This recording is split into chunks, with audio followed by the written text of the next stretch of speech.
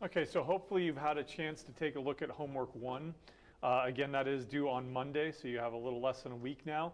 You do have the weekend to do it, but it is due on Monday. We'll continue today on brute force algorithms. Today I'm going to mostly show you how to generate combinatorial objects. But of course, it's not something you want to do for very large inputs. And I'll show you a better technique starting tomorrow with specific problems. And specific problems lend themselves to basically what's called backtracking. Right? So brute force algorithms, you've seen them before. It's basically you try every single possibility. There's nothing fancy to it. It's just you try absolutely everything. It's basically just an exhaustive search. You search if you're trying to solve a problem. You try every single possible solution. And is this a solution? Yes or no. Is this a feasible solution? Yes or no. Or if it's an optimization problem and every solution is feasible, you're looking for the best solution, right?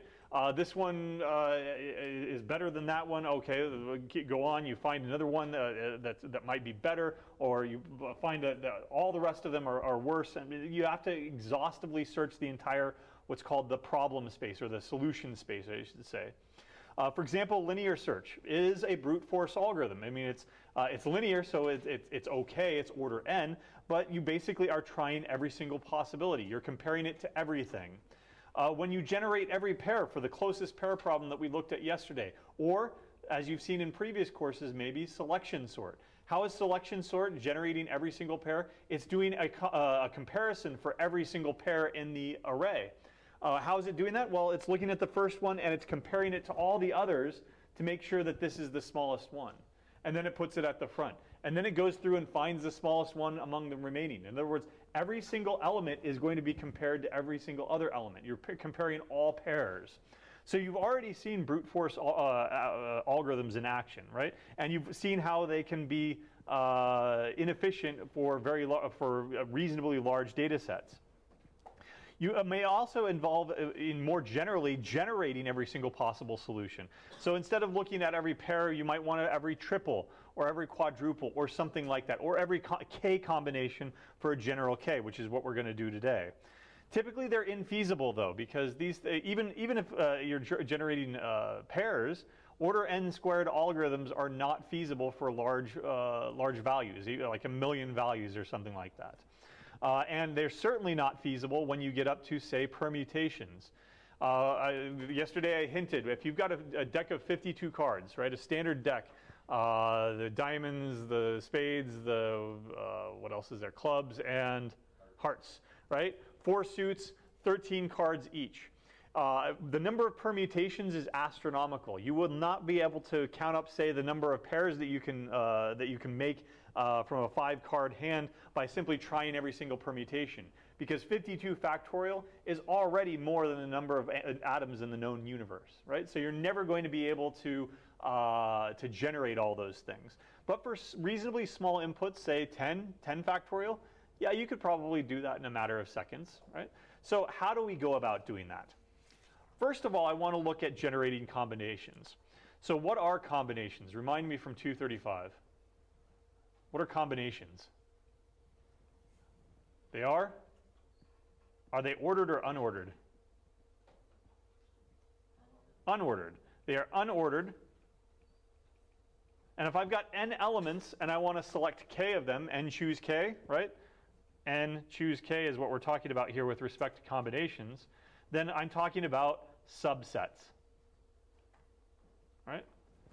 For example, if I've got a set here of, say, 4 elements, A, B, C, and D, right? Then n here is going to be 4. That's the size of my set right here. I want to choose, say, k equals 2 combinations. In other words, I want all the subsets of size 2, of cardinality 2. Well, give me. Well, first of all, how many of them are there going to be? 4 choose 2. That's going to be what? 4 factorial over 4 minus 2 factorial, which is 2 factorial, 2 factorial over here. So this is going to be, these 2 factorials cancel with this, so it's actually going to be 3 times 2. This is going to be 6. List them all for me. Give me a subset here of size 2. A and B. Okay? What's another one? All right, B and, I'll go over here, B and C. What's another one? Oh, C and D. Okay. I wanted to go with A over here. A and C. Okay. And pair up A and B. Right. What else? B paired with D. And I've already paired C and D. They're unordered, right? So the CD is the same thing as DC. And that's why I'm not counting them twice. Right? So how many are there? 1, 2, 3, 4, 5, 6, exactly as this predicted over here. How do I go about generating these? I'm a human, so I can generate these, but how do I order a computer to do this? Okay. So you might have seen a way of doing this, say in 235, an exhaustive way of doing it, of just generating the entire power set and then going through the power set and choosing all the ones of the particular cardinality that you want. But I'm going to show you a different way. If I'm only interested in subsets of size k, right, that this is going to be order n to the k. If k is constant, then this actually looks polynomial, right, if you consider k to be a constant. There's no reason to go and generate the entire power set, which is going to be order 2 to the n, which is exponential, if I'm only interested in, say, pairs or triples or something like that. Pairs would be order n squared. Triples would be order n cubed, et cetera, et cetera. So that's what I'm going to show you first. Our first observation here, though, is that we're ultimately, if I'm going to want to generate combinations of things, not just numbers, right?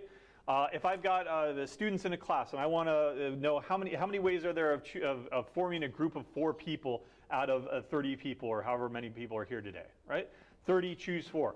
I'm not choosing numbers, am I? I'm choosing people. If I'm given a bunch of symbols, right, a bunch of DNA symbols or something like that, and I want to choose subsets of size k out of those things, right? I'm not choosing numbers, I'm choosing letters, basically, right? So how do I generalize this so that I'm not just choosing numbers, I'm choosing elements from a set of any size, of a set of any things, right? Well, it actually suffices,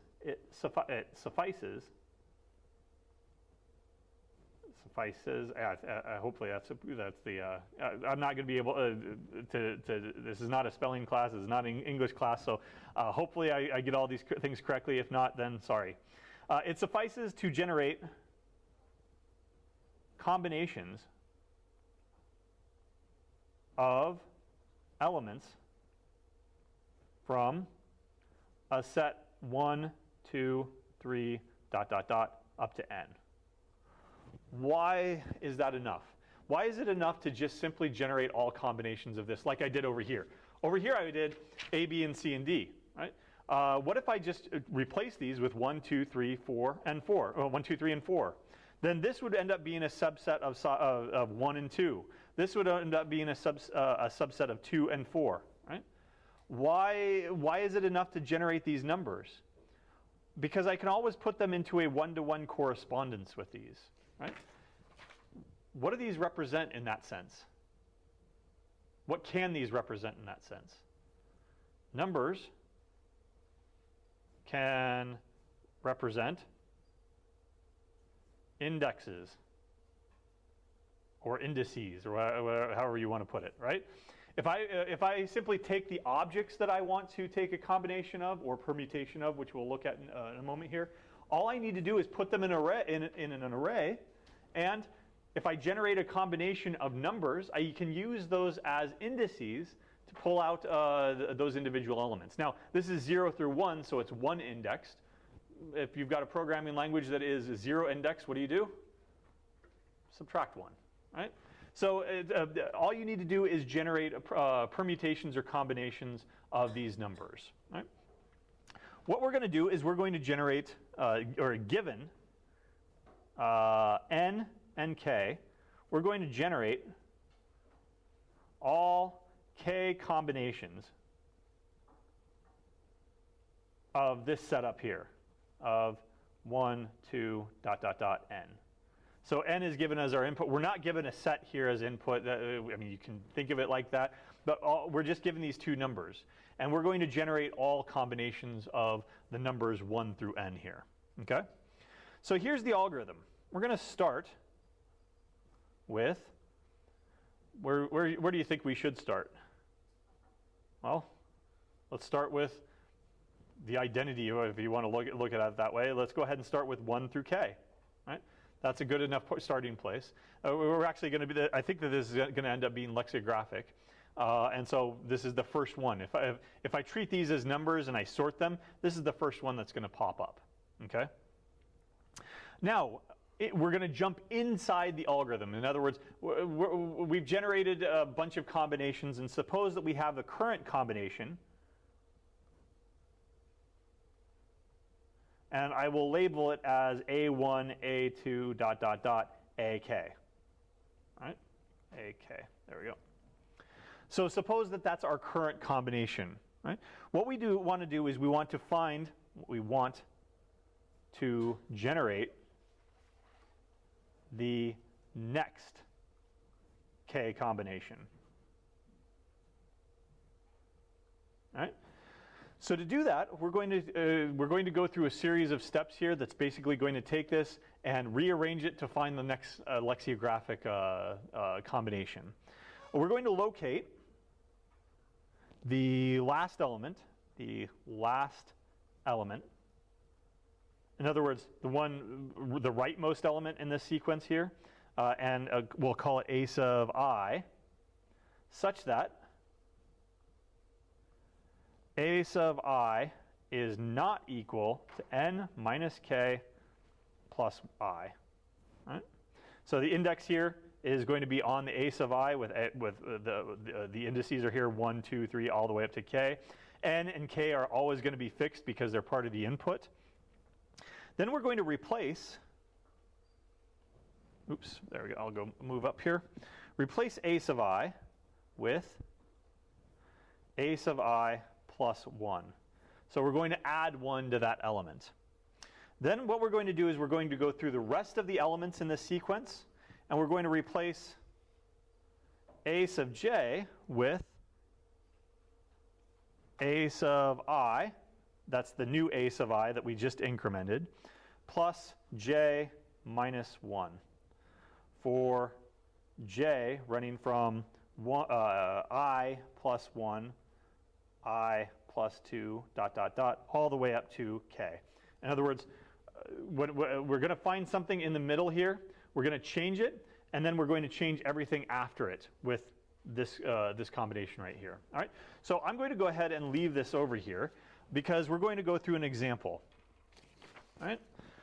So suppose that n is 5. In other words, we're looking at combinations of 1, 2, 3, 4, and 5.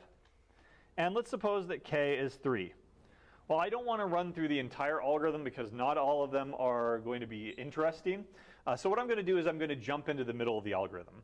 Instead of starting at 1, 2, 3, I'm going to start at, say, let's say that the current is equal to 1, 4, and 5. Okay? What's the next one after that? Right? The next one. So I need to go through this step-by-step process here. All right?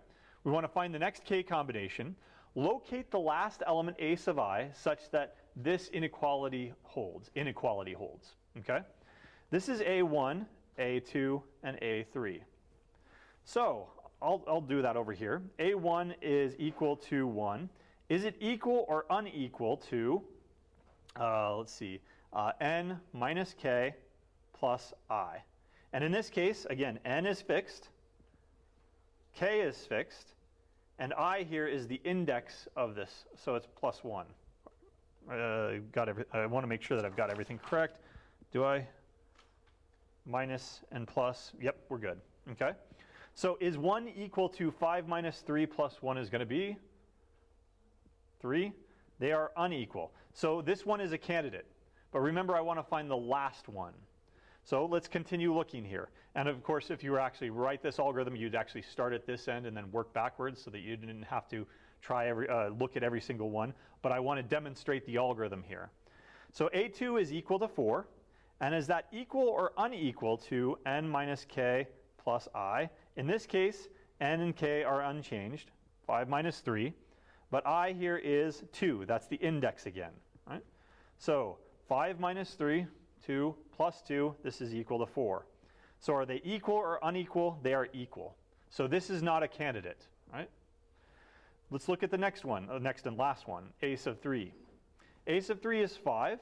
Is that equal or unequal to n minus k plus I? Well, this is 5 minus 3 plus, and then again, it's the index. It's not the actual value that's stored in there. It's the index plus 3, right? So this is equal to 5, and they are equal, right? I only have one that fits my criterion, that it is not equal. I need to locate the last element such that a sub I is not equal to this thing, and there's only one possibility. If there were several possibilities, then I would take the rightmost one, the last one. So this is the thing that I'm looking for right here, okay? Now I need to replace a sub I, so I'll go ahead and go over here. I'll replace a sub 1 with a sub 1 plus 1. So what does a sub 1 become?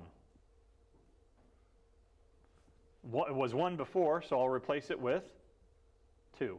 I just add 1 to it. Right? Now, replace a sub j, a sub 2, and a sub 3. Those are after this. So I'm replacing this, and then I need to update everything else after it with a sub I, which was a sub 1, plus j minus 1. This is equal to, well, a sub 1 is now 2, plus, this is my index right here. This is j, 2 minus 1. So this is going to be 3. Right? Make sure I've got it right, too. Yep, good. We're good. So that's what, there's that, and that. Now I need to replace this with a sub I plus j minus 1. And this is equal to, again, a sub I has been changed to 2. J is my index here, plus 3 minus 1. So this is 5 minus 1. This is 4. That's my next k combination. So after this one, the next one is going to be 2, 3, and 4. Okay. Do we want to go one more iteration on this? Yes? Okay. All right, so after 2, 3, 4, I'll zip that up there. There's stuff on that one already. So what's the next one after? What was it again? 2, 3, 4? Yep, 2, 3, 4. So the current one is now 2, 3, 4. Okay? We want to generate the next k combination. We need to locate the last element a sub I such that this inequality holds. Right? N and k are still unchanged. So again, this is A1, A2, and A3. A1 is equal to 2. Is it equal or unequal to n minus k plus I? Well, n minus k plus I, this is going to be 5 minus 3, and then I've got 1 here, so this is going to be plus 1. This is 2 plus 1, so this is 3. And they are unequal. So this is a candidate. Right? A2 is equal to 3. Is that equal or unequal to, again, n minus k plus I? Right? So this is going to be 5 minus 3 plus 2. So this is going to be 4. And they are unequal. So this is also a candidate. Right? Maybe I shouldn't have highlighted that yet because I don't know about A3 yet. But both of these are candidates. This is the rightmost, right? To locate the last element, the rightmost element, such that this inequality holds. 4, is that equal or unequal to 5 minus 3 plus 3? Well, this is 5. Well, they are unequal. All 3 of them are candidates. But among all 3 of them, I choose the last one. A sub 3 is the one that I want to replace with. So I replace a sub 3 with a sub 3 plus 1. So a sub 3 becomes, it was 4 before, it now becomes 5. Right? And I replace a sub j with this for j being I plus 1, I plus 2, I plus 3. But guess what? Since I chose the rightmost one, is there anything after this that needs to be changed? Nope. So this is it. The next combination is simply just 2, 3, and 5.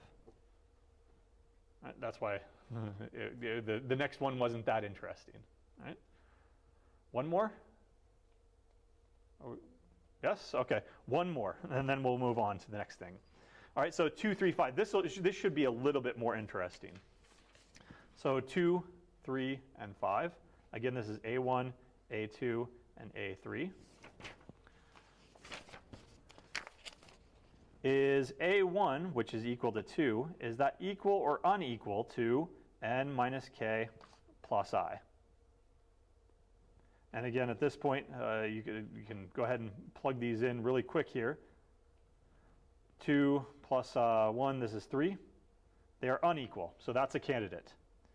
A2, excuse me, is equal to 3. Is that equal or unequal to 5 minus 3 plus 2, which is 2, 4. So it's unequal. That's also a candidate. A3 is equal to 5, which is equal or unequal to 5 minus 3 plus 3. Well, this is 5. So they are equal. Right? I only have 2 candidates in this case. The rightmost candidate is A2. So I will replace A2 with, what was it again? A2 plus 1. So A2 becomes, it was 3 before, and now it becomes a 4. And then I need to go with everything after A2, and there's only 1 in this case. I will replace A sub j with A sub I plus j minus 1 for j running from I plus 1 through k. But there's only really 1 of them, right? So I will replace A sub 3 becomes A sub 2, A sub 2, which is the new one, which is 4, plus j, in this case it's 3. That's the index right here, minus 1. So, oops, I made a mistake here somewhere, didn't I? A sub j. A sub j. Oh, is it? Is it? Let me double check that. No, it is j. It's plus j. So this is 3. It was 5, right? This should be correct. A sub I plus j minus 1.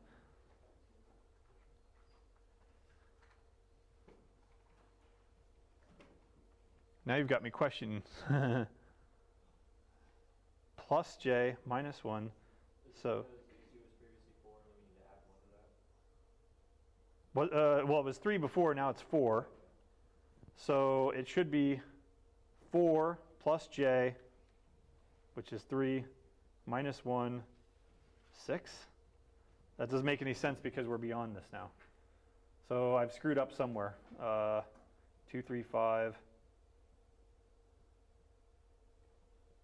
Oh. 2 plus, where's my mistake?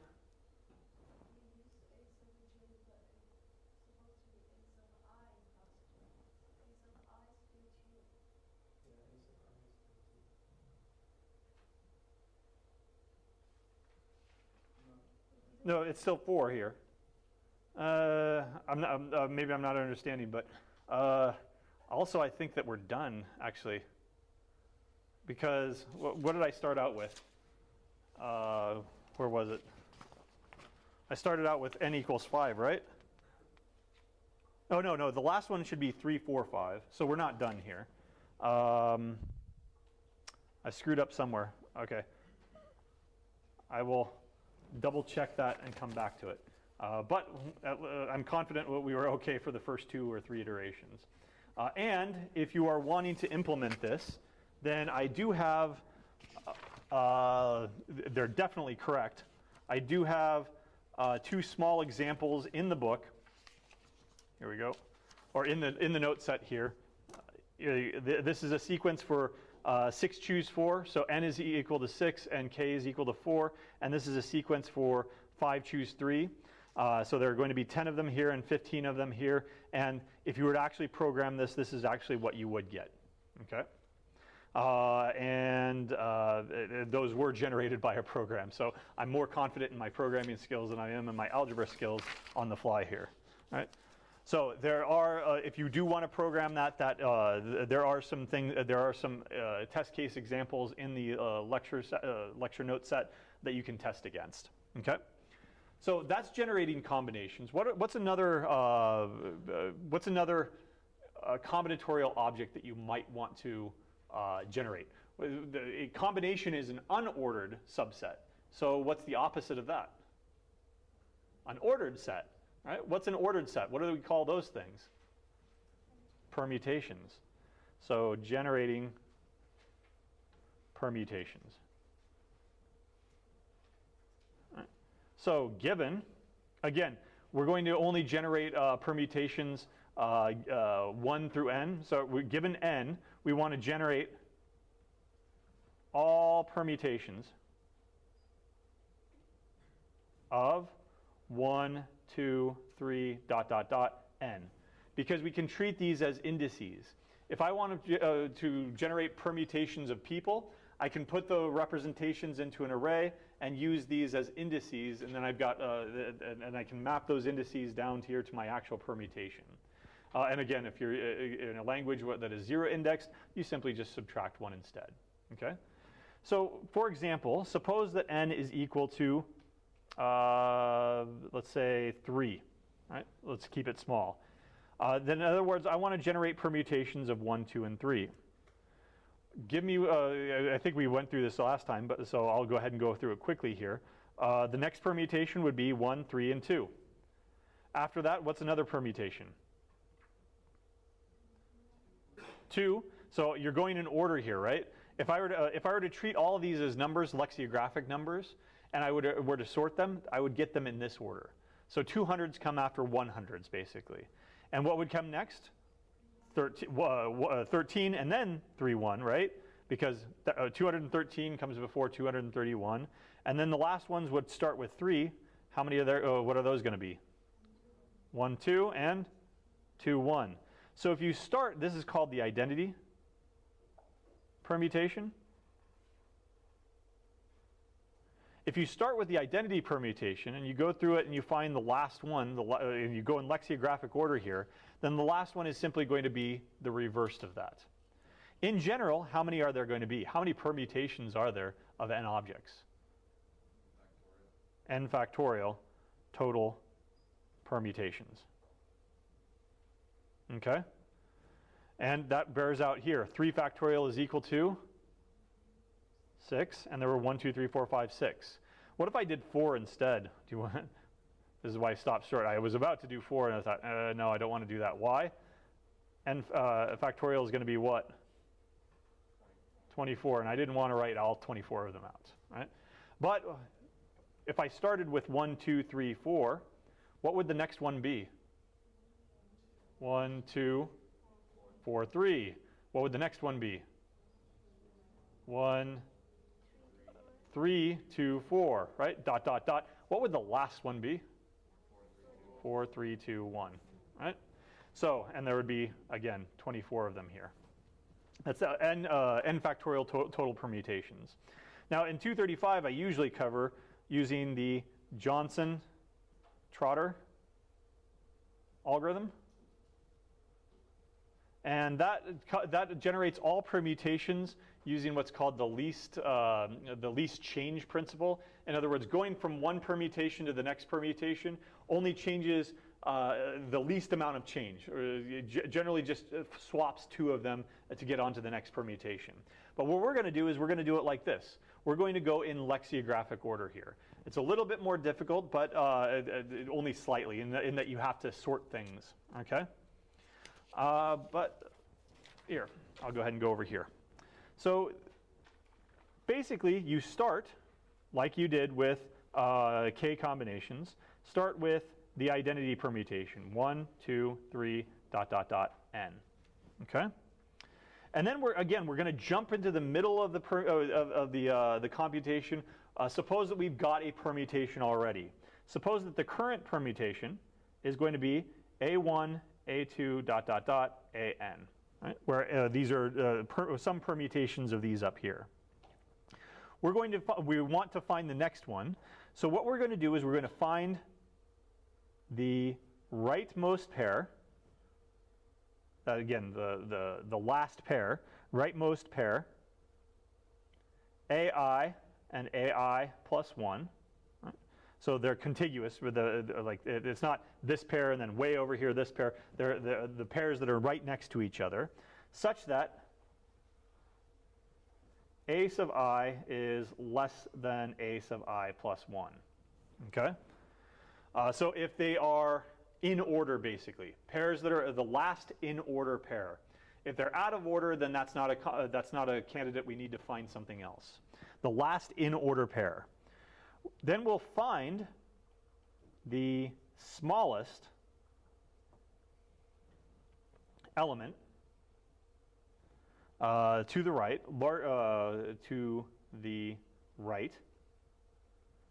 larger than a sub I. Right? Call it a prime. So the picture-wise, there's going to be a1, a2, ... At some point, we're going to have a sub I and a sub I plus 1, such that this is going to be strictly less here. Then we've got the rest of them, a sub I plus 2, ... a sub n. What we need to do is we need to look at all of these over here. Find the smallest element larger than a sub I. Right? So we're not even going to look at things over here. We're just going to look at things over here. And that's going to include, I believe, a sub I plus 1. Right? All right, and then what we're going to do is I gave this a name, a sub prime. We're going to swap a sub I and a prime. Then we're going to order, that is, we're going to sort elements to the right of a prime. Okay? So we're going to say that this is a prime right here. We're going to end up swapping these two. And then after that, we're going to sort the remainder of these of the sequence here. Okay? I'll move this up. And again, a lot of them are uninteresting, especially at the end or at the beginning. So what I'm going to do is I'm going to jump right into the algorithm. I'm going to say that n is equal to 6. In other words, we started with 1, 2, 3, 4, 5, and 6, and we're going to end up generating all these permutations. By the way, how many permutations are there when n is equal to 6? What is 6 factorial? 720. I'm not going to write them all down. Well, I'm not going to start at 1, 2, 3, 4, 5, 6, and then show you the next one, show you the next one. I'm going to jump into the middle. And suppose that we've got 1, 6, 3, 5, 4, 2. Right? So this is our current one. 1, 6, 3, 5, 4, 2. Okay, good. All right. What I need to do is I need to find the rightmost pair that are in order. So is that a candidate? Is that in order? Nope. Is that a candidate? Nope. Is that a candidate? Yeah, and it's the rightmost. So there's the rightmost pair, a sub I plus 1, such that a sub I is strictly less than a sub I plus 1. Doesn't matter if it's strictly less than or equal to, because all these elements are distinct. There are no equal elements in here. Okay? So, in other words, a sub I is equal to 3. What's the next step? We need to find the smallest element to the right that is larger than a sub I. So, here are my 3 elements that I can look at, right? What's the smallest element that is larger than a sub 3? Well, 5 is larger, 4 is larger, 2 is not larger. So I really only have to look at 4 and 5. What's the smallest among them? Oh, the 2 is not larger, so it's not a candidate. It's not one that we can consider. We only have 5 and 4 to consider, and 4 is our person here, right? So in other words, a sub a prime is equal to 4, okay? And we're calling it a prime. Now I need to swap ai and a prime. In other words, I'm going to swap 3 and 4. All right? That gives me, just temporarily here, that gives me 1, 6, 4, 5, 3, 2. Again, I'm swapping these. And that ends up over like these. Okay? Now what I need to do is I need to sort. Let's see. Yep. These are the ones I need to sort. And so it gives me 1, 6, 4. Sort these in ascending order, I should have said. It's going to be 2, 3, and 5. And that's our next permutation. Right? So from this permutation, this is the next one after it. Right? And you can kind of see that here, right? What's the next larger number of 3, 5, 4, 2? Well, this is the largest number that you can make out of the digits 4, 5, and 2, right? So what's you have to go up by at most 1 here, so 4. And then when you've got this, then you sort this, and it gives you the smallest number because you're sorting it in ascending order. One more step here. Let me go ahead and copy this over. Actually, maybe 2 more steps, I forget. 1, 6, 4, 2, 3, 5. Okay. Now, again, we need to find the rightmost pair such that they're in order. Guess what? The rightmost pair, all the way over here, they're in order. So 3, 5 is still going to be our rightmost pair. A sub I is 3, and a sub I plus 1 is 5. Now we need to find the smallest element to the right larger than a sub I. Well, guess what? How many elements are there? 5. Or they're not 5 elements. There's only 1 element, and it's 5. So in other words, a prime is going to be 5. So now we swap a I and a prime. That gives us, temporarily here, 1, 6, 4, 2. What happens when you swap 3 and 5? 5 and 3. Right? And then what do? We sort the elements to the right of a sub I. Right? So in other words, we sort this. Well, how do you sort an element of size 1? You don't do anything. Right? That's the next one. That's why that's not that interesting. Let's look at one more at least. So 1, 6, 4, 2, 5, and 3. Let me double check that I'm getting them all right. 5. Yep. All right. I don't have them here actually. So I'm not going to be able to verify these, but these look correct. All right. All right. So what's again, the first step is find the rightmost pair such that they are in order. Are those in order? Nope. Are those in order? Yep. So there's my a sub I. I now need to find a prime. In other words, look to the right and find the smallest element that is larger than a sub I. Well, 3 is larger and 5 is larger, so what's the smallest among them? 3. Right? So I end up swap a sub I and a prime. I'm going to end up swapping these two. And I end up temporarily here with 1, 6, 4, 3, 5, and 2.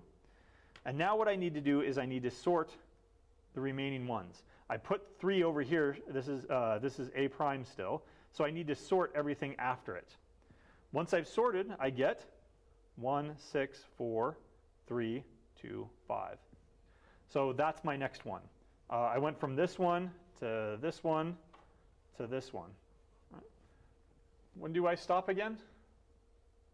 When I eventually get down to, in this case, 6, 5, 4, 3, 2, 1.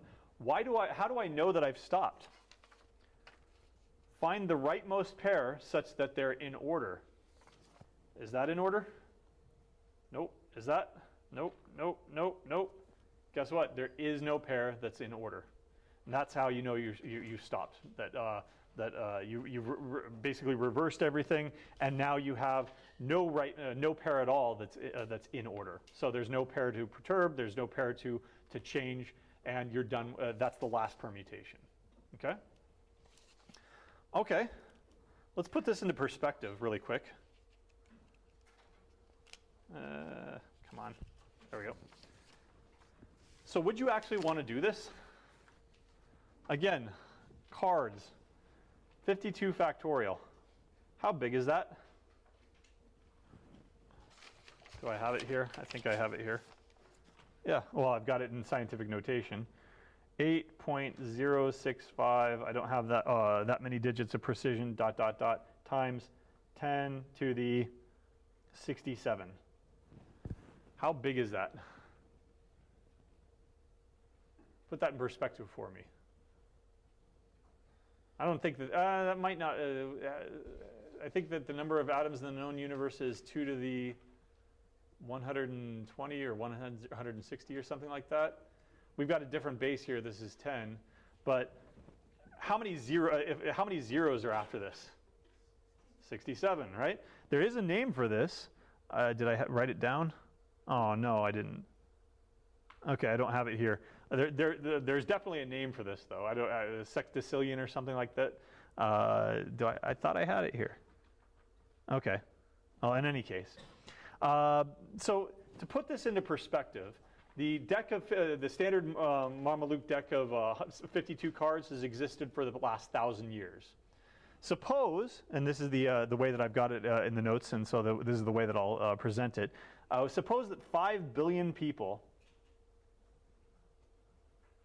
shuffled a unique shuffle each time, shuffled a deck once per second. There we go. For 1,000 years. 1,000 years, 365 days in a year, 24 hours in a day, 60 minutes in an hour, and 60 seconds in a minute, right? So if I had 5 billion people shuffling, guess what percentage of shuffles have been done or have been observed? Just give me your estimate. Half? 10%?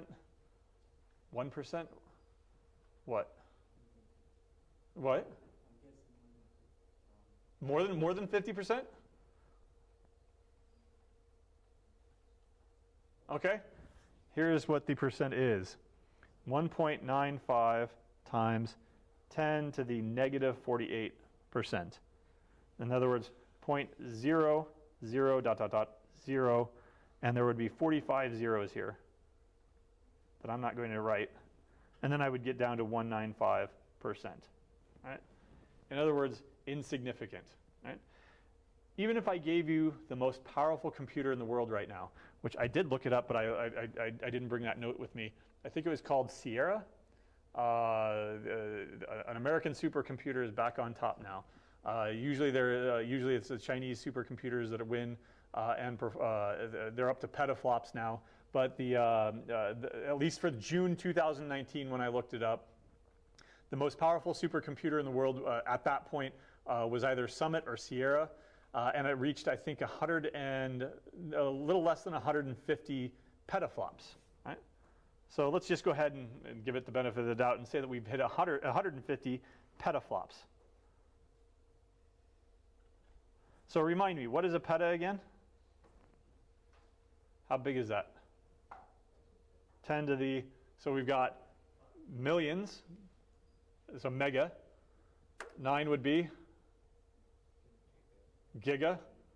So 12, now I've run out of fingers, would be tera. And what's next? 15, there's our petaflops. What is a flop, by the way? Floating point operations per second. Right? There are a bunch of GPUs and NVIDIA stuff that was in it. And so it's performing this many floating point operations per second. If it were able to perform that many shuffles per second, how much better do you think that this would be over the last 1,000 years? You could knock off a few zeros, maybe, right? But certainly not, right? So 52 factorial, is that feasible at all? No. Is 15 let's say 20 factorial, is that feasible at all? Probably not. 10 factorial? Yeah, now you're in the millions, right? Depending on the language and the hardware, that could be instantaneous. If you get up to 15 factorial, that you're talking about minutes. Maybe if you go up to 16 factorial, you're talking about hours or days, right? And then it's super exponential. You get up to 20 factorial, and now you're talking about billions of years, maybe, right? I'd have to do the math, and I don't have Wolfram Alpha open right now. So, is this a viable solution for even moderately sized inputs? No, right? Very small inputs, sure. If you have 6 elements and you want to generate all permutations, and go ahead and knock yourself out. But if you have even a moderately large input here, 52 is not even large, right? It's never going to happen. Don't do it, right? So we need another solution. Before we look at another solution, though, let's take what we just covered and let's generalize it. What's another combinatorial? Generalize at least the idea here. What's another combinatorial object that you might want to generate? What's a combination of a combination and a permutation?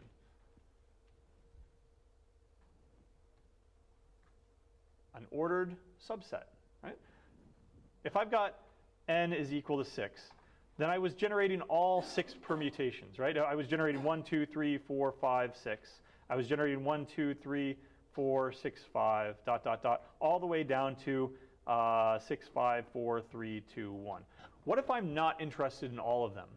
What if I want to line up 6 people for a picture, but I can only fit 3 of them at a time?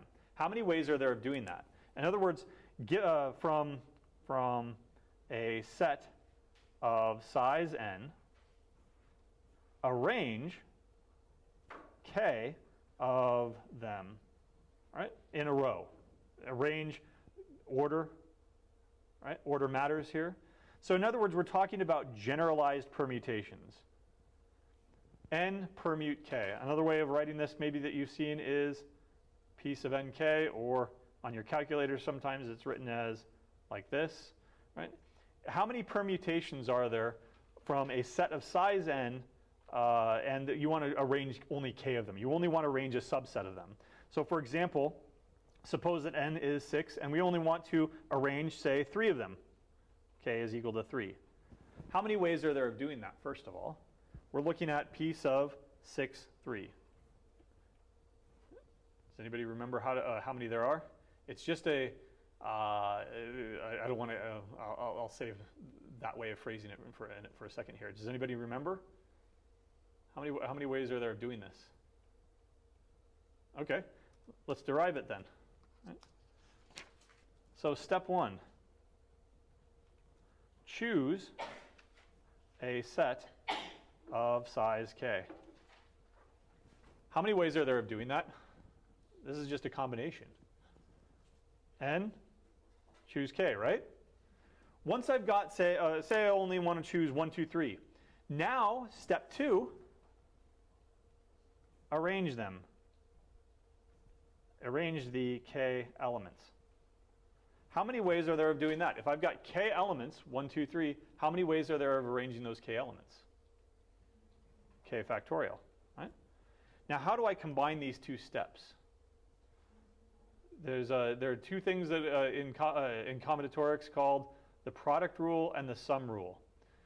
You apply one when they're mutually exclusive. You apply the other when they're independent.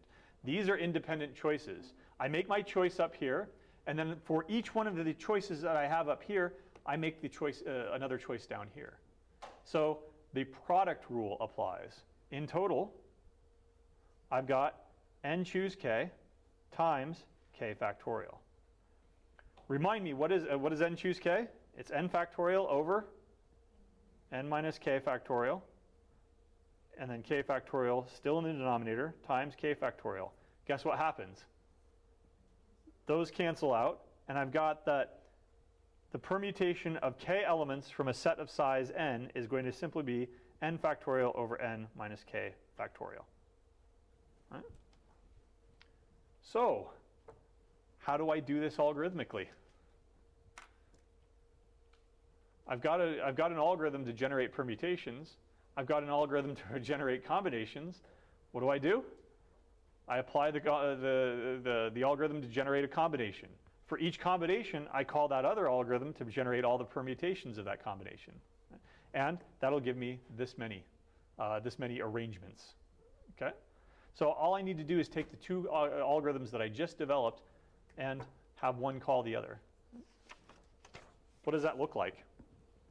So input will be n and k, and our output will be generate all permutations, all k permutations of 1, 2, ... n. Right? So what do? For each k combination, I will, for each, I'll call this what? I'll call this an subset A, right? For each permutation of A, output, I'll give it a name, pi. Pi is the usual symbol here. Again, I'm cheating. This is just simply pseudocode, right? But I'm nesting these. Let's go back over here. What did I say about which rule applied here? Remember, mutually independent or mutually exclusive. That one event excludes the possibility of the other event, or that they are independent of each other. In other words, you make this many choices over here, and you make this many choices over here. The product rule applied. The product rule corresponds to what in coding or pseudocode? Nested loops. For each iteration over here, you have this many iterations over here. Just like, now remind me, how did we do, generate all pairs? We had 2 for loops, right? For each choice of your first choice in that pair, you had this many choices down here. Right? You nested them. And that has a connection to combinatorics and the product rule over here. Okay? How many are there going to end up being? Well, this is going to be n factorial over n minus k factorial, which is huge, right? What if you wanted to generate them all, right? In other words, you wanted to generate for all k running from 0 up to n factorial over n minus k factorial, right? There's no closed form solution for this. But it's even bigger than the ones that we've just been looking at. Combinations, permutations, there's a lot more. And then the summation of all permutations is even more, right? There's something that's even larger, right? That still makes sense, okay? And I'm not even going to give you the formal definitions of these things. Instead, I'm just going to show it to you, right? They're called set partitions, right? So given a set A of elements A1 through AN, right? How many ways are there to partition A into disjoint subsets? And I'm just going to give you by example here. Suppose that I've got 3 elements, A, B, and C. Right, here's my set. How many ways are there of partitioning this? Now remember that a partition is simply a disjoint subset. So I could have, say, I could just go ahead and put them all in the same set, A, B, and C. What's another extreme? I could put them all into their own subsets. A is in a set, B is in a set, and C is in its own set. Right? What's another way that I can divide this up into subsets? I could put A into its own set, and then group B and C together. What's another way? Applying that same idea. I could go with A and C, and then B on its own. What's another thing? What's another way of doing this? I did that up here. Oh, there we go. Thank you. I can't hear commas. There we go. And that's all of them. There's only 5 ways of doing it where you've got n is equal to 3. Right? How would we go about generating the next one? Suppose instead of 3, I've got 4. Suppose that it's A, B, C, and now D. If I were able to generate this, how could I generate the next one? Again, apply the kind of product rule that I was talking about before. For each one of these, add in D. And what are the possibilities? Let me go ahead and start with this one. Now I've got this 4th element. I can choose, I have 2 choices here, right? I could add it to this set, or I could add it in its own set. So this one gives rise to 2 possibilities. A, B, C, and D, or A, B, C, and then D on its own. Right? So from this partition, I've got 2 new partitions. What about this one? From this partition, how many partitions can I generate? I've got more choices now, right? I could add this 4th element, the D, I could add it to this first one, or I could add it to this one, or, what's the 3rd choice? I could add it to itself, in its own set. So that gives me 3 possibilities, A, D, and then B, C by itself. Or I could add it to the 2nd set, leaving A by itself, and then B, C, and D. Or I could add it on its own. In other words, copy this over, A and B and C are together, and then I could put D by itself. So there I've got 3. Apply the same idea here. How many am I, I'm not going to write them all down, but how many am I going to end up with? 3. This one I'm going to end up with 3. What about this one? And I won't write them all down, but how many am I going to end up with here? I could put D with this set, or this set, or this set, or I could add it to its own set. So this is going to give rise to 4. Right? So how many total? Well, 9, 13, 14, 15. 15 possibilities. Whereas before, there were 1, 2, 3, 4, 5. This corresponds to what's called the Bell numbers. The number of partitions, of set partitions, corresponds to the Bell numbers. B sub, it's inductively defined. B plus 1, or B sub n plus 1 is going to be a summation of k equals 0 up to n of n choose k times B sub k. And that's the derivation of this is exactly what we did before. That take a partition, and there are ways that you can add a new element into it. Right? In other words, it corresponds to all the previous Bell numbers. Right? So there is a sequence to this. It's what if we started out with a singleton, A? How many ways are there of partitioning A? 1. Right? How many ways are there of partitioning, say, A and B? Well, I could go with A, B, or A by itself and B by itself. Right? So 1, 1, 5, and then 15. How do you think this grows? If I covered this up, how big is that? Summation of combinations. If I sum the size of every single subset of size k for the empty set, then all singleton sets, then all pairs, then all triples, all the way up to then the set itself. How many are there again? It's 2 to the n, right? It's exponential. So if you've got an exponential recursive, it's super exponential, super exponential. And this is even bigger, I believe, than this grows faster than even factorial, I believe. Right? I think so, but I'm not 100% positive on that. I'll have to look that up. Right?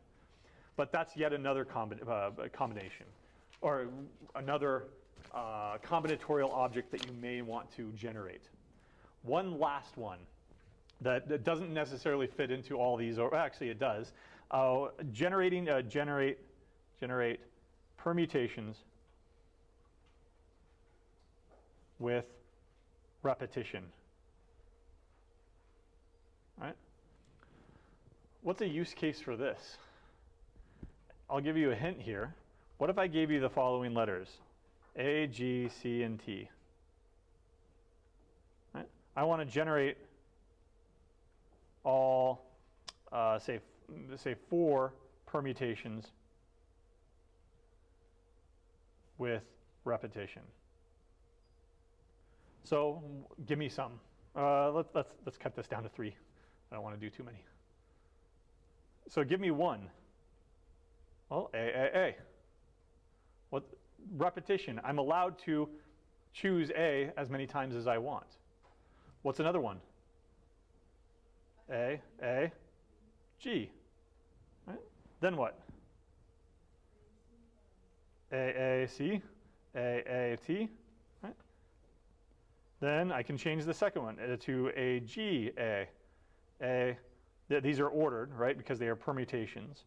A, G, G. Right? Again, you can have repetition on all of these. A, G, C, ... Last one, say, maybe is T, T, T. Okay? How many are there going to end up being? 64. Why 64? The first one, how many choices do I have? 4. With repetition, the second one, I haven't eliminated one of those choices. So how many choices do I have now? Still 4. And 4. So 4 times 4 times 4 is going to be 64, as before. In general, what if this is, say, n symbols, A1, A2, ... AN. And I want to generate not 3, but k. So I want to generate all k permutations with repetitions from a set of size n. How many ways are there of doing that? It's going to be n to the k, right?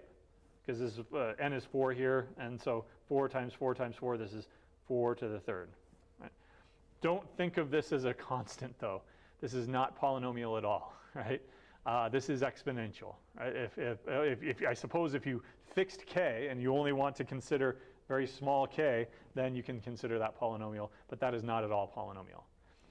AGCT, what was I hinting at here? DNA. How many DNA sequences are there? Right? And DNA sequences aren't just trigrams here. They are millions and millions and millions of combinations. What's another one? What if I said that n is equal to 2, and I give you the following symbols, just not instead of A, G, C, T, or A, B, but 0 and 1? What am I talking about there? Binary. How many bit strings of length k are there? They're going to be 2 to the k. Does that look polynomial to you? Hopefully not, right? That's definitely exponential. What if k is equal to 3? What are the bit strings of length 3? 0, 0, 0, 0, 0, 1, 0, 1, 0, 0, 1, 1. How many should I be generating, by the way? 8. Oops. 1, 1, 0, and 1, 1, 1. I got them all there. Right? So generating DNA sequences, generating bit strings. How do we end up doing it? Here's I did bit strings here second because it gives you a strong hint as to how to do this. How do I generate? So this is binary. Convert that to base 10. 0. Convert that one to base 10. Convert that one.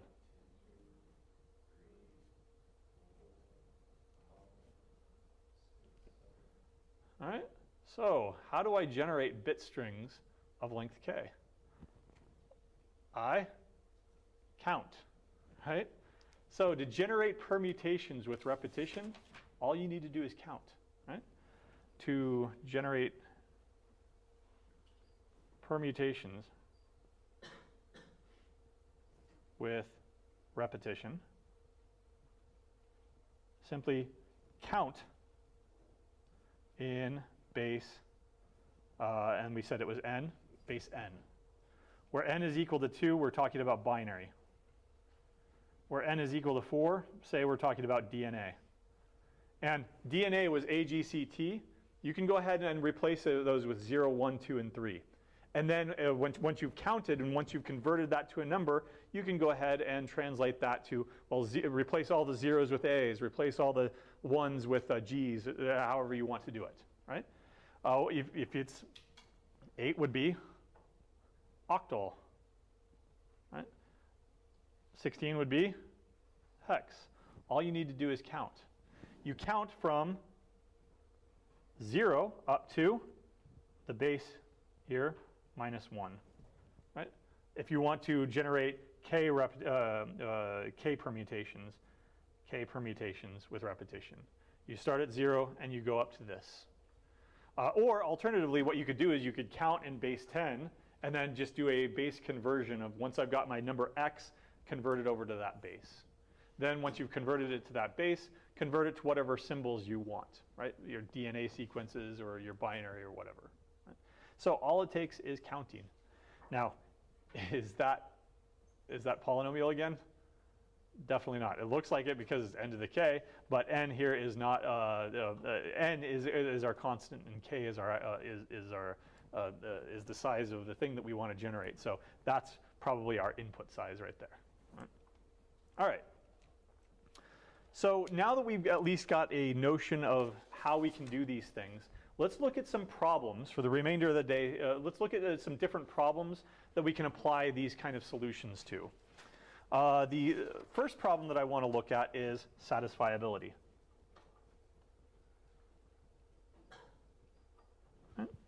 So what is a predicate? A Boolean predicate on n variables, and we're going to label our variables x1, x2, ... xn. Looks like this. Piece of this is a vector basically, is going to be a predicate on these variables x1, x2, ... xn. Right?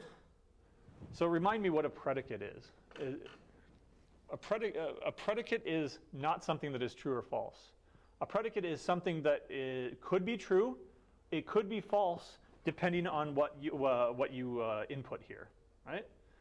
For example, let's go ahead and look at. Let's see.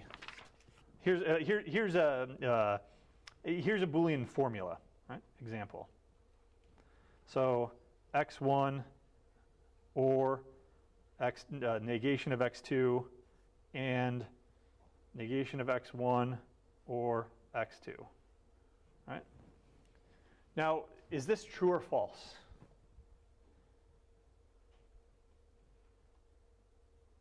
Careful. Have I said what x1 is? Have I said what x2 is? No. It's neither true or false until we put values into these things. So x1 and x2, what are the possibilities here? 0, 0. Now if I plug these in, what's the truth value here?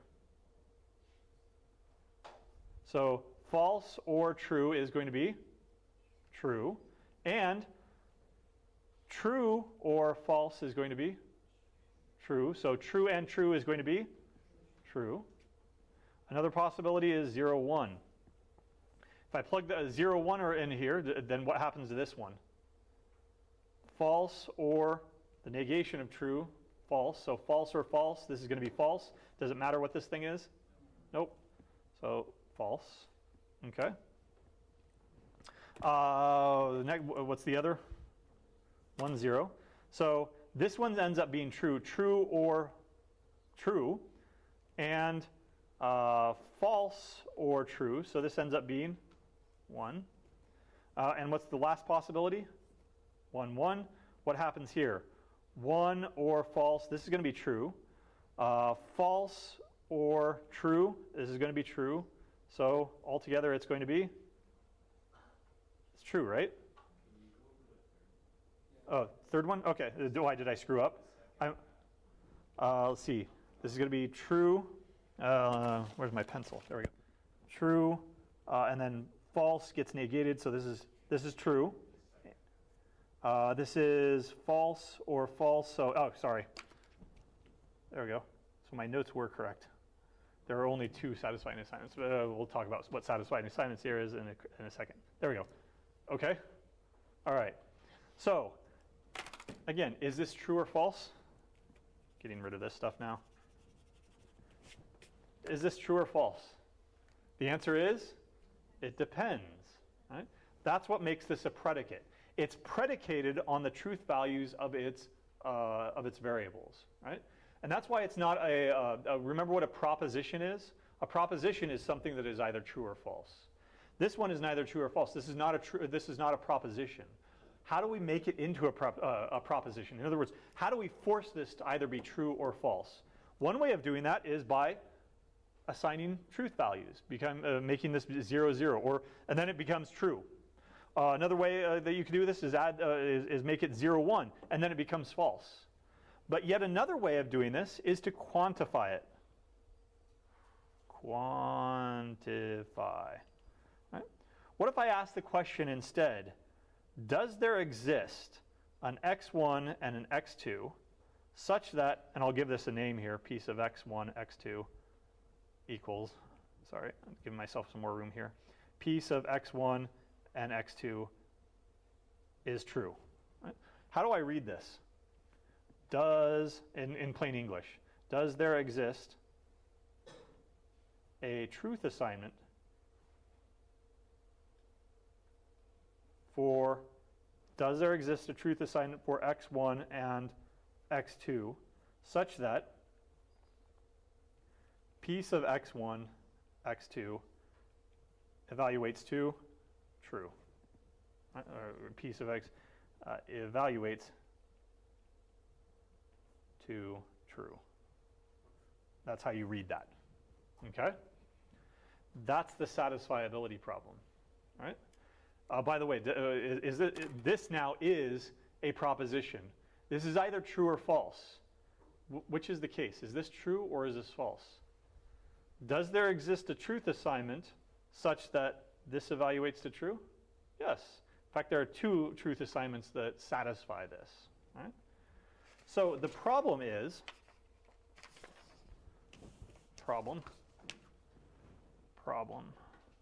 the problem statement is given a Boolean predicate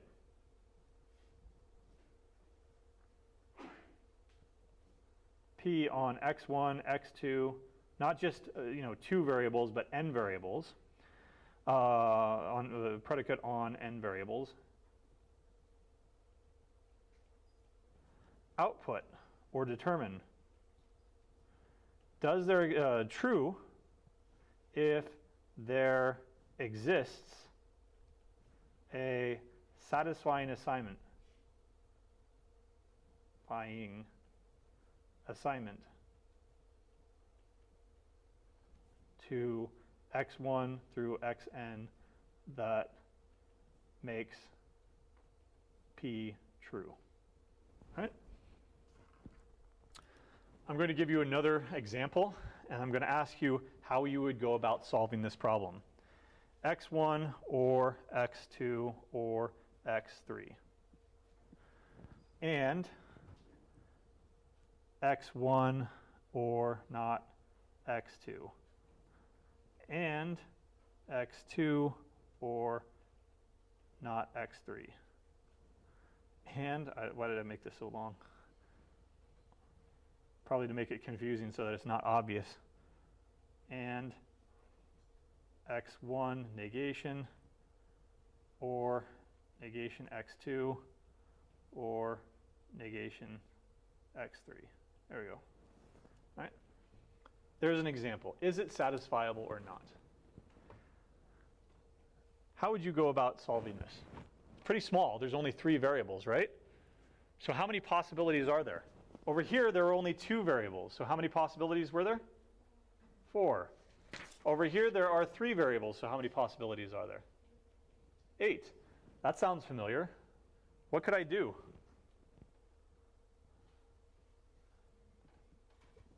What are these things? 0, 0, 0, 1, 1, 0, 1, 1. What would I do over here? I could generate all bit strings, that is permutations with combination with repetition, permutations with repetition, and test. Right? In other words, I'll generate, what did we call these things in 235, hopefully? 0, 1, 0. These are called truth tables. In general, if you've got n variables, how many truth table rows are there going to be? 2 to the n. Right? Just like if you generate bit strings of length n, then how many are there? There are 2 to the n of them. Right? So there's already a connection here to what we've been doing. Is this going to be a good algorithm? Probably not. Okay, but let's go ahead and go with it, right? So answer the question here. Well, let's start testing some things. Okay. Instead of starting at the top, let me go ahead and start all the way at the bottom here. 1, 1, 1. No, actually, no. Sorry. That's why I wrote it like this. Let's start at the top here, right? So 0, 0, 0. These are all and. So when I plug this in, this first clause here, these are called clauses, is it going to be true or false for 0, 0, 0? It's false. Do I need to look at anything else? Nope. So hint here, if I can get away with cutting out some of my work, maybe I can cut this truth table down. Right? All right, let's go with the next one. 0, 0, 1. All I needed to do was look at the first one. For the first row here, all I needed to do was look at the first clause. And the rest of the work, I didn't even have to bother with that because I knew that nothing else, it doesn't matter what anything else does, this is not satisfiable. Right? So 0, 0, 1. Okay. Well, okay, then, yeah, this is going to be true, so I have to move on to the next clause. Okay? So 0 or 1, okay, well, that satisfies, so I have to go to the next one. 0 or the negation, oh, guess what? This one is no longer satisfiable. Do I have to look at the rest of them? No. So I can cut out that work effectively. Right? Look at this another way. Instead of looking at it clause by clause by clause, look at it variable by variable. Right? Now, what I'm going to do is I'm going to generate that same truth table, but I'm going to do it with a diagram here. I'm going to start out with the first variable. What are the possibilities of setting the first variable? What can I set the first variable to? True or false. Right?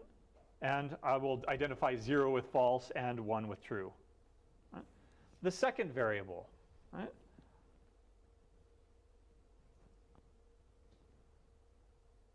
I have 2 choices there. I can set it to false or true.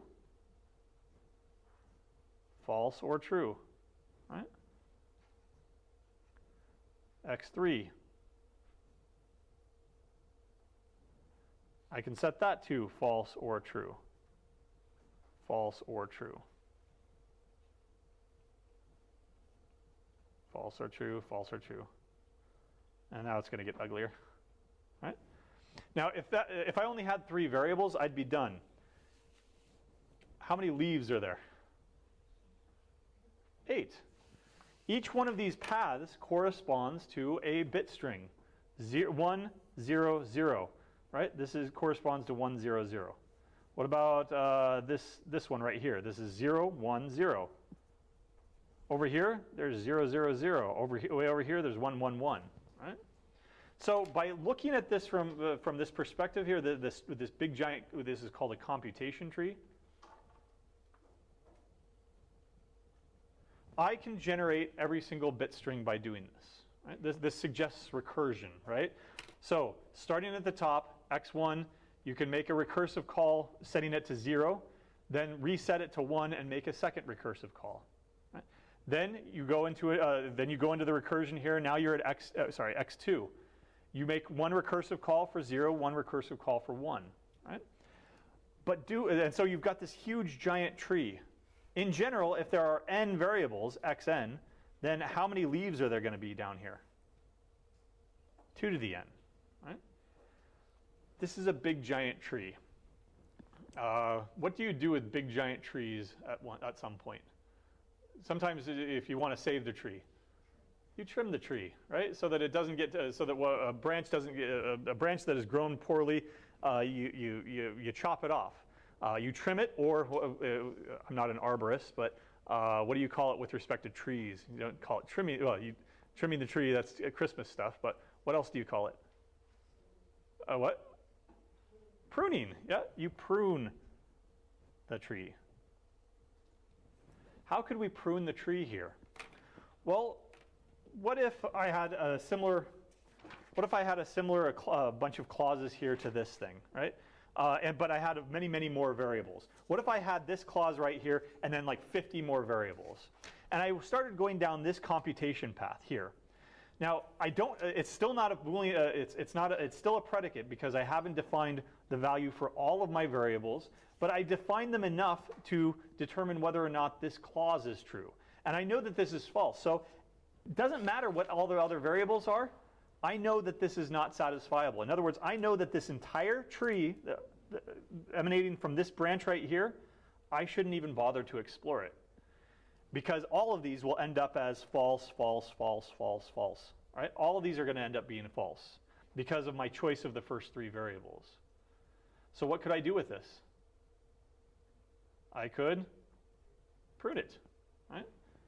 That takes out a huge chunk. Right?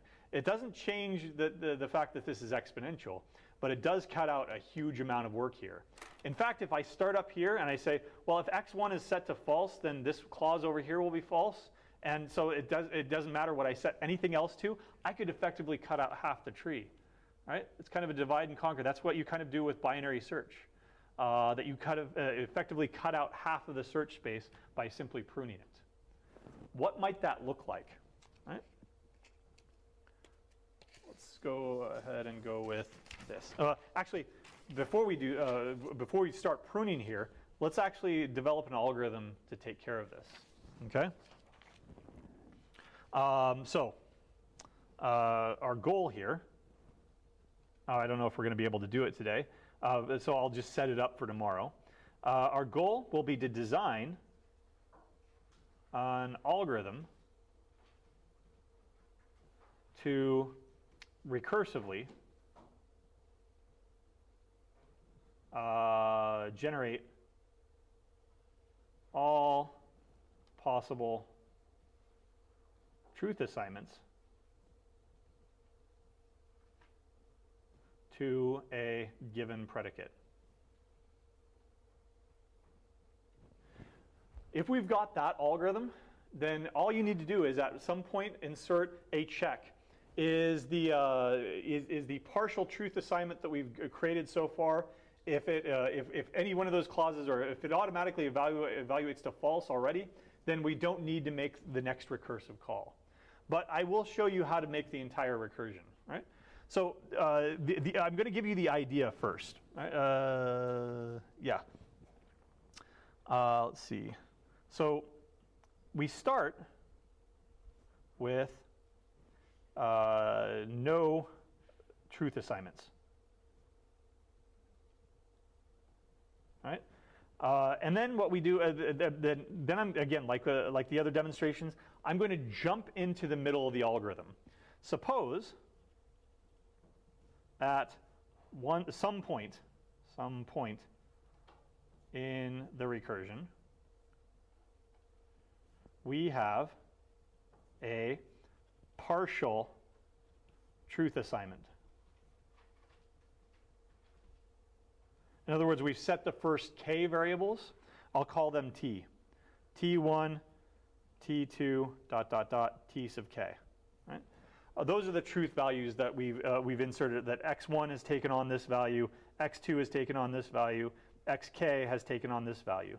And the remainder, x of k plus 1, ... up to x of n, these are undetermined. We don't have a truth assignment for them yet. Okay? What we need to do is we'll test if p on that truth assignment, p on x. Now let me skip this. So what's our next step? Next step. I've got a partial truth assignment here. What's my next step in drawing this thing? Say I've got a partial truth assignment here. I've set T1, T2, T3. What do I set next? The T4 in this case, right? But the next step in general is going to be set T sub k plus 1 to, well, what do you want to start with? What did I do over here? I first went 0, and then if that didn't work, I came back up here, and then I set it to 1. Right?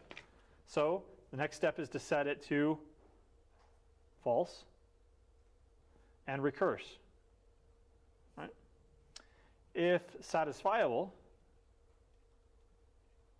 then you can always stop. Right? Else, what's the next step? If setting this truth value to false didn't work, what else do we have to try? Set it to true. Reset t sub k plus 1 to true and recurse. Right?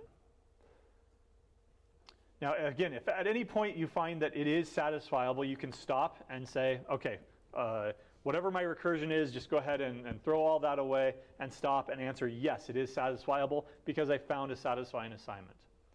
Otherwise, what's your other stopping condition? When do you not have a satisfying assignment? After you've traversed the entire tree and all of these said no, no, no, no, no, no, no, no. At which point you say that it is not satisfiable. Right? And by the way, this one that I gave you before, it's not satisfiable. If you tried all 8 possibilities, all of them, the truth table would look like zeros all the way down. Right? But to get there, you would have to try every single possibility. So the other stopping condition is that you've recursed and you've generated that entire tree, and then you go all the way back up and you say, no, it's not it's not satisfiable. Right? So that's what we'll pick it up next time, since it's already 4 o'clock. We'll go ahead and go through the pseudocode of doing that. And then we'll go through several other problems in which this is called backtracking, or you can prune computation trees.